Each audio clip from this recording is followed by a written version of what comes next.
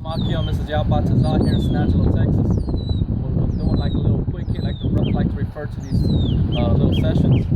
I want to give all praises and glory and honor to Yalbashim Yahushai, double honor to the elders of Great Millstone, and much respect to you brothers out there doing the work in sincerity and truth. Basically, I want to speak about if you're being troubled in the mind and the spirit, that the Most High has given us answers on what to do to fight against, temptations, spiritual wickedness. You got to go, basically to prayer.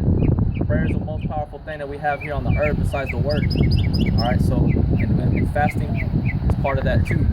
I want to jump into the situation that Yahushua was experiencing before he was betrayed by Judas Iscariot and ultimately apprehended and taken to be crucified on the cross. This is Matthew chapter 26, verse 36. They come with Yahushua with them unto the place called Gethsemane, and said unto the disciples, Sit ye here while I go and pray yonder. And he took with him Peter and the two sons of Zebedee, and began to be sorrowful and very heavy. And saith he unto them, My soul is exceedingly sorrowful, even unto death.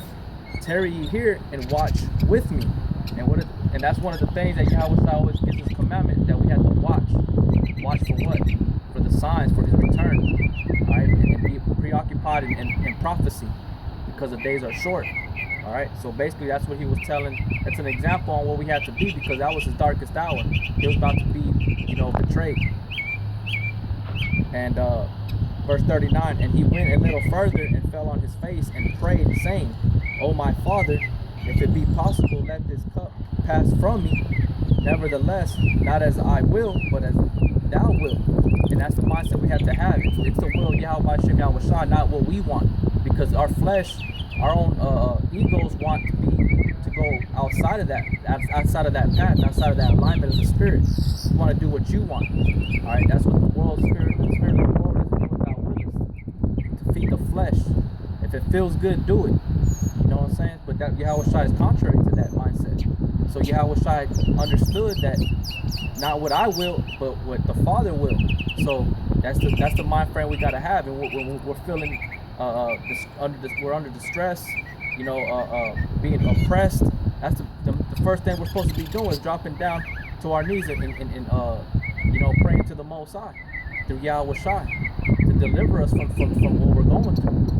And it may take a little bit of time. It may not happen right away, but you gotta constantly keep. That's part of that fight. It's not just cussing and bitching and going out on the highways. You gotta sit down and pray. You know what I'm saying? It says go into your closet. Basically, you go into your privacy, and you're confessing with everything that's bothering you to Yahweh Shai to take that away from you, or he'll show you a way. Verse 40.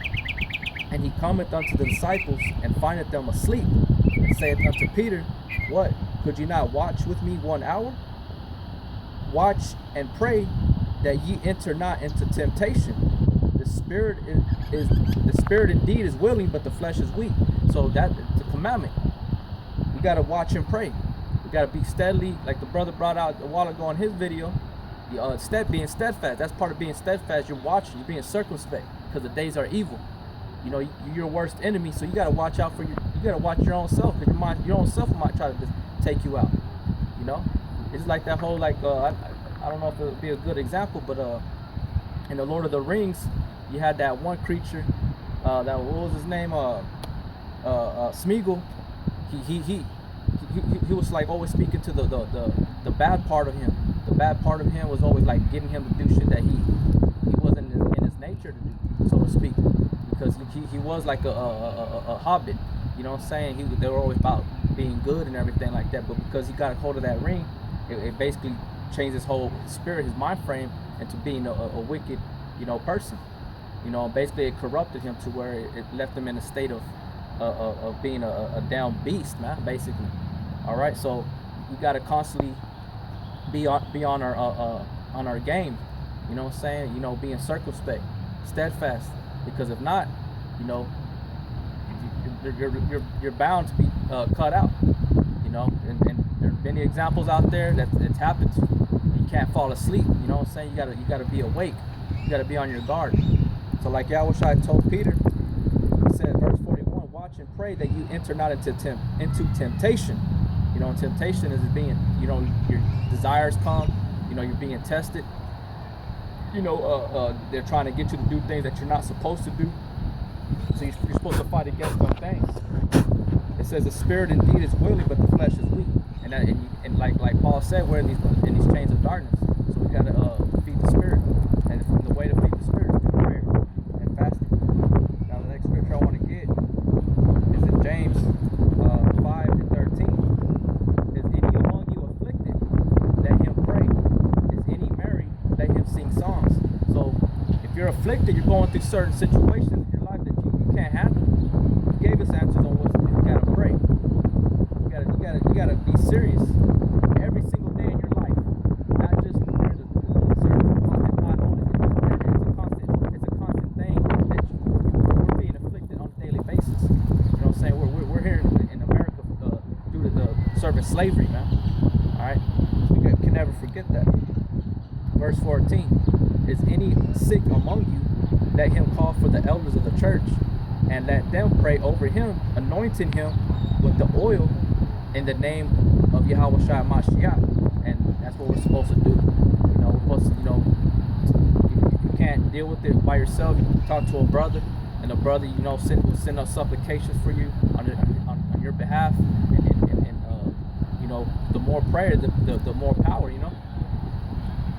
It says, verse 15, and the prayer of faith shall save the sick, and the Lord shall raise him up, and if he hath committed sins, they shall be forgiven. So you can't just pray. You got to pray having faith behind it. Anything we do, we got to have faith.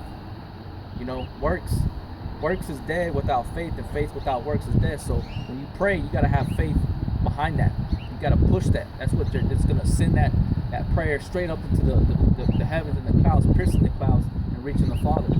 All right, so it says, verse 16, confess your faults one to another and pray one for another that you may be healed. The effectual fervent prayer of a righteous man availeth much. So that's part of your prayer. You got to confess your faults. You got to confess what you examine. You got to examine yourself, and you find some fucking filthiness, you're supposed to confess it to Yahweh Shem Yahushai, send it up, and hope and have faith that he's going to recover you from that. All right? And if not, you know, basically the Most High was never dealing with it. But that's that hope, and that's that thing that we have to hold on to. He's going to take care of us. All right? But it's always he's watching, he's testing us, because we don't know who the elect are. But it's all a race, so we're all running for the same crown. You know what I'm saying?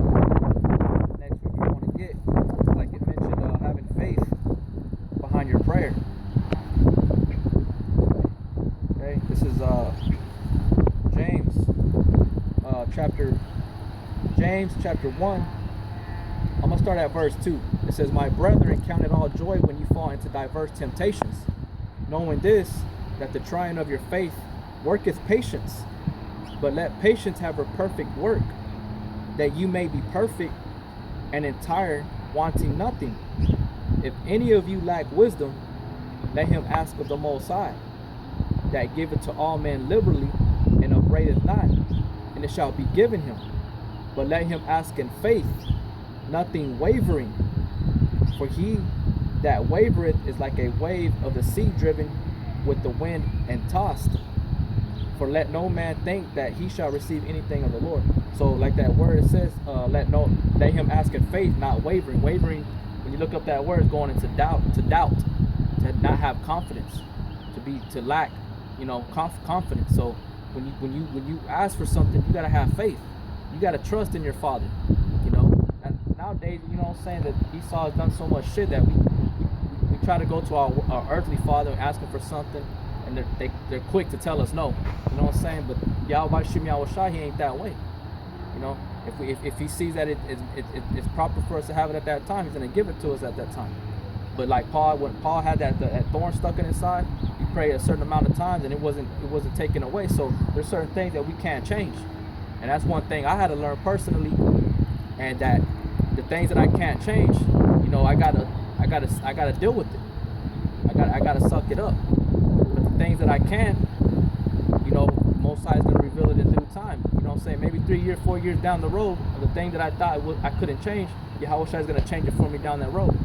So that's that part of that faith that we gotta have, and and not lose the focus on what really is important today, and in the future and in the past is focusing on Yahweh B'Shem Yahweh Shai and the work and the brotherhood and saving the elect, calling out to the elect.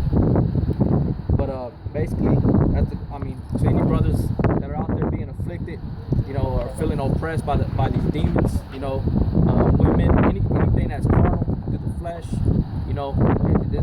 this is for y'all. You know what I'm saying? Because that's part of the edifying the church and edifying the brotherhood and saving those that might be held captive by Satan. You know what I'm saying? So there's ways of breaking them chains. There's ways of breaking them strongholds, and that's through the spirit of Yahweh B'Shem Yahweh Shai. But I hope it was edifying. I want to give all praise and glory and honor to Yahweh B'Shem Yahweh Shai. Much love and respect, or double honors to the elders of Great Millstone. Much respect to you brothers out there doing the work in sincerity and truth. Continue fighting. As Lord will, we will. Until then, Yahweh B'Shem Yahweh Shai Barakatan Shalom.